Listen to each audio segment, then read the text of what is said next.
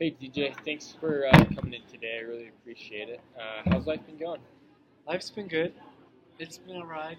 Been kind of busy, but Yeah, things have been okay. Yeah. yeah. Life gets hectic for sure, but it's been fun working with you in the Elder Corn presidency. Uh, Yeah. but I'm gonna have to extend a release to you. Oh. I'm just What? kidding. Okay. Um, so I wanted to talk to you about just some of the stuff going on in the corn. So how things been going with Bill? I Things have been kind of contentious in Yeah. our past meetings.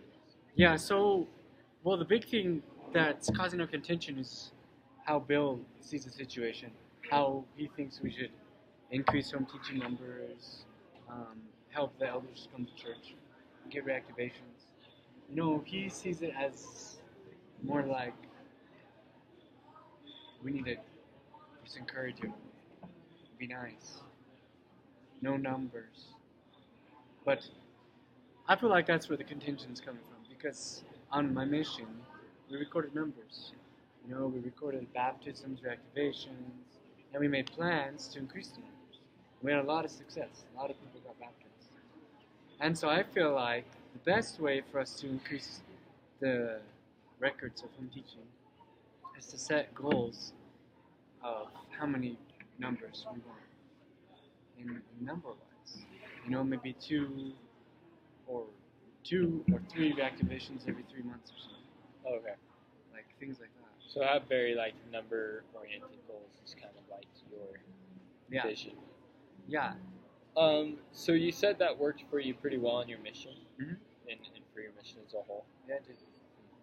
Um, so do you think though that just because it worked in your mission that will work every single place you try it? Well, we see it in a lot of big corporations. I mean, they use numbers. I'm sure they use other things as well, but numbers are a good motivator to a lot of people. When you set a standard and they don't reach it, Yeah. you can be motivated to want to do better. So that being the case, why do you think Bill is having such a hard time seeing that? He's old. That is true. Yeah. I didn't choose the youngest guy, did I? I think that's part of it, but also like if you look at his background and where he's coming from, in his experience, what's worked is the encouragement, the being kind, and gently pushing people along without using numbers, Yeah. giving praise and things like that. That has worked for him in his field. Whereas number-oriented goals haven't. And so he is coming from really the exact same place you are. Because in your life, you've experienced these number-oriented goals, and it's worked. Mm-hmm. So if it's worked once, it should work again, right? Yeah. Well, Bill's saying the same thing. It's worked for him before, so it should work again. But it's not always so black and white, right? Because, like, you have some kids, TJ, right? You and your wife have a couple kids. They all have different personalities, right? So maybe one form of trying to mentor them works for one kid, while the same form doesn't work for the next kid because they have different personalities, right? That's true. And so you see this all over the place in life. And so in this quorum, we got to take a step back, not just you, not just me, but all of us together and say, okay, here's this unique set of circumstances, and we have to lay it out and analyze it and see what's going to be best for our circumstances. So maybe it's your way, maybe it's Bill's way, maybe it's a mix of both. But we have to come to that together as a quorum. Does that make sense? Yeah. How do you feel about that concept? Yeah, I feel like that coming together definitely makes sense because the contention is not good. It's not good. And there's different ways to do things. I don't know, though, if we should focus just on, like, have a major focus be on Bill's way, but, like, combine the two and, like you said, Yeah. come together. And I think that's the big thing is coming together, because either way, whatever we decide, we have to be all in. Because maybe we decide to go 100% with your plan because that's what feels right. But if we do, you're going to want Bill to be on board, right? He's going to have to be in 100%. Because if he's only there part way and he's resisting it the whole time, it's not going to go anywhere. And same with your plan. But I like what you said about doing them together. I guess, like, how could you see that working? Like, what avenues of doing it together would work? So I think we would need to set goals with a number attached, so we can kind of see where we're at, gauge where we're at, and then we can go in and motivate these guys with encouragement. Being like, "Oh, you can do it. You can reach this. Maybe make it something easy to start out. Visit one family." And then that will give us opportunities to give them encouragement, praise, like what Bill's saying, and help them grow. Yeah. No, I like that a lot because I think it is key to measure, because we have to keep track of things.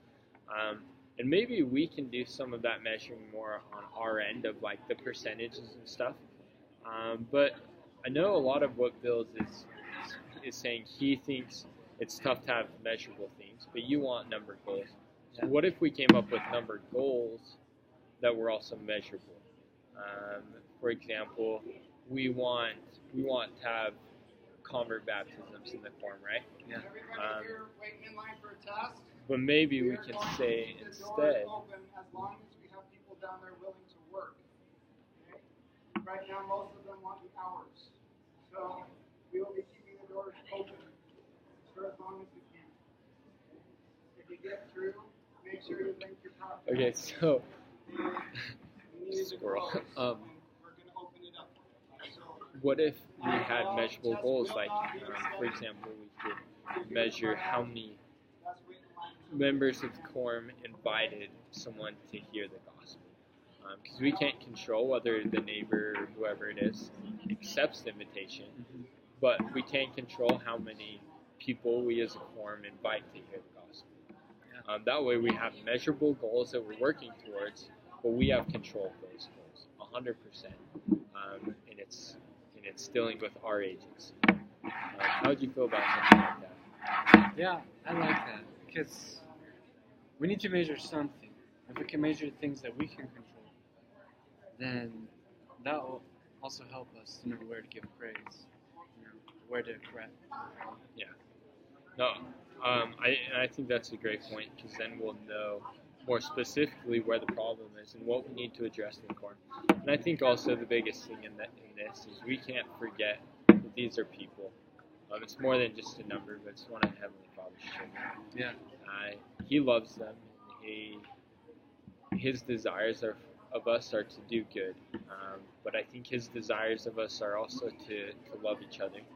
He's put you, me, and Bill here together as brothers. And we can't forget that, because we're leading this Quorum. They're our brothers, and we're their example for Christ-like love, Christ-like service. And so we have to do that together, and that will build and change this Quorum. So I really appreciate you meeting with me, DJ. Yeah, thanks, President. Yeah. How about a hug? Just kidding. All right. Wow, future elders come present right here. Yeah, right.